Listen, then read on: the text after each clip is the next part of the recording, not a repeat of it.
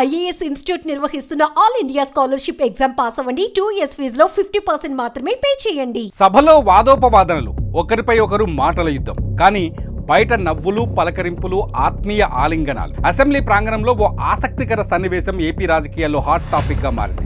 Deputy CM Pawan Kalyan ను YCP MLC Botsa నవ్వుతూ పలకరించి హగ్ చేసుకున్నారు.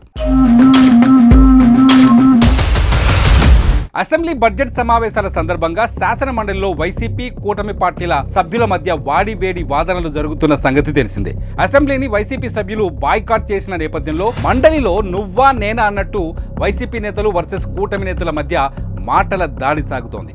వైసీపీ సభాపక్ష నేత Botsa Satyanarayana, AP deputy CM Pawan కళ్యాణ్ల మధ్య విశాఖ ఉక్కు ప్లాంట్ ప్రైవేటీకరణ అంశం నేపథ్యంలో వాడివేడి సంభాషణ జరిగింది. వైజాగ్ స్టీల్ ప్లాంట్ ప్రైవేటీకరణ అడ్డుకునేందుకు జగన్ హయాంలో ఆల్ పార్టీ డెలిగేషన్ను ఆహ్వానించాలని తాను కోరానని, అయినా వారు స్పందించలేదని అన్నారు పవన్ కళ్యాణ్. అయితే సింగిల్ గానే తమ పార్టీకి విశాఖ ఉక్కు పరిశ్రమ ప్రైవేటీకరణను అడ్డుకునే శక్తి ఉందని, కాబట్టి అన్ని పార్టీలతో అఖిలపక్ష సమావేశం నిర్వహించాల్సిన అవసరం తమకు రాలేదని బొత్స కామెంట్ చేశారు. 2 రోజులు సభలో తలపడిన వీరిద్దరూ బయట మాత్రం సరదాగా మాట్లాడుకొని కనిపించారు.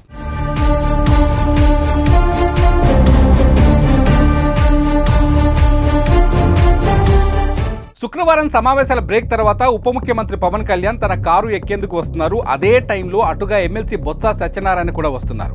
పవన్ వస్తున్న విషయాన్ని గమనించిన బొత్స ఆయన్ని పలకరించేందుకు అక్కడ ఎదురు చూశారు. తన కోసం ఎదురు చూస్తున్న బొత్సను చూసి పవన్ కూడా కారు ఎక్కకుండానే ఎదురుగా వచ్చారు. ఇలా పవన్ కళ్యాణ్, బొత్స సత్యనారాయణ ఒకరినొకరు పలకరించుకొని ఆలింగనం చేసుకున్నారు. బొత్స సత్యనారాయణతో అక్కడే ఉన్న పెద్దిరెడ్డి సహా వైసీపీ నేతలు మాత్రం అక్కడి నుంచి మెల్లిగా వెళ్లిపోయారు. ప్రస్తుతం ఈ వీడియో వైరల్గా మారింది.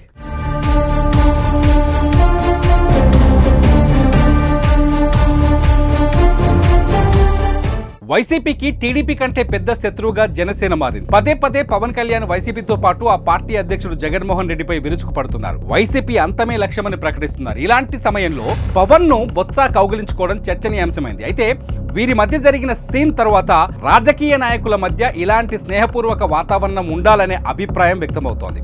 మరి మీ అభిప్రాయాన్ని కామెంట్ చేయండి.